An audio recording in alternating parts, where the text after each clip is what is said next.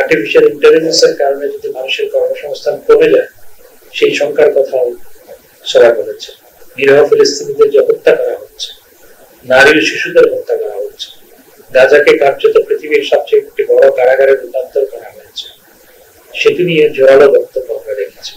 Artificial intelligence যদি আমরা একেবারে ছেড়ে দিই তাহলে ভবিষ্যতে সেটি কি হয়ে দাঁড়ায়, এবং একই সাথে পৃথিবীর লোক সংখ্যা বাড়ছে, লোক সংখ্যা বাড়ার পাশাপাশি মানুষের জন্য কর্মসংস্থান দরকার, এবং আর্টিফিশিয়াল ইন্টেলিজেন্সের কারণে যদি মানুষের কর্মসংস্থান কমে যায় সেই সংখ্যার কথাও সবাই বলেছে।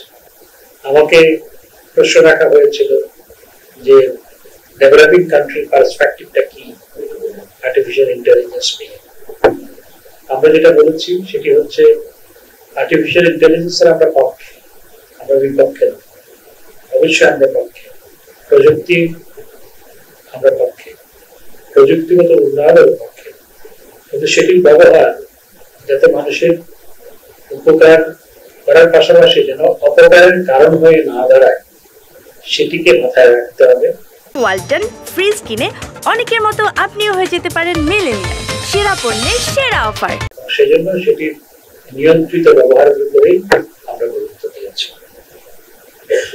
এছাড়া সেখানে অস্ট্রিয়ার পররাষ্ট্রমন্ত্রীর সাথে আমার দ্বিপাক্ষিক বৈঠক হয়েছে, ন্যাশনাল অ্যাটমিক এনার্জি এজেন্সির মহাপরিচালকের সাথে বৈঠক হয়েছে।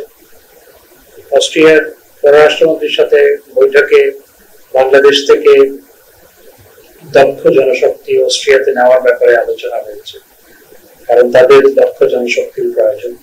একই সাথে অস্ট্রিয়ার বাংলাদেশে ইনভেস্টমেন্ট, বিশেষ করে আইটি আইসিটি খাতে ইনভেস্টমেন্ট এবং অন্যান্য খাতে ইনভেস্টমেন্টের আহ্বান আমি জানিয়েছি।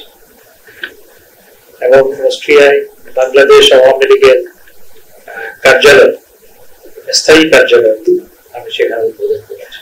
আমাদের বক্তব্যে আমরা গাজায় যে মানবিক বিপর্যয়, মানবতার বিরুদ্ধে অপরাধ সংঘটিত হচ্ছে, নিরীহ ফিলিস্তিনিদের যে হত্যা করা হচ্ছে, নারী ও শিশুদের হত্যা করা হচ্ছে, গাজাকে কার্যত পৃথিবীর সবচেয়ে একটি বড় কারাগারে রূপান্তর করা হয়েছে, সেটি নিয়ে জোরালো বক্তব্য আমরা রেখেছি। একই সাথে রোহিঙ্গা সমস্যা নিয়েও সেখানে আমরা বক্তব্য রেখেছি, এবং রোহিঙ্গা সমস্যা সমাধানে ওআইসি মুক্ত দেশগুলোর সহায়তা কামনা করেছে। আপনারা জানেন যে গাম্বিয়া ওআইসির পক্ষ থেকে আইসিজেতে মামলা করেছে, ইন্টারন্যাশনাল কমিশন ফর জাস্টিসে গাম্বিয়া মামলা করেছে। সেটি জন্য গাম্বিয়াকে ধন্যবাদ জানিয়েছি। গাম্বিয়ার পররাষ্ট্রমন্ত্রীর সাথে আমার বৈঠক হয়, গাম্বিয়ার বিচারমন্ত্রীর সাথে আমার বৈঠক হয়েছে, এবং আইসিজিতে বিচারাধীন মামলা নিয়ে বিস্তারিত আলোচনা হয়েছে, এবং আইসিজের মামলাটি আমাদের প্রত্যাশিত পথেই এগুচ্ছে বলে তারা আমাকে জানিয়েছেন।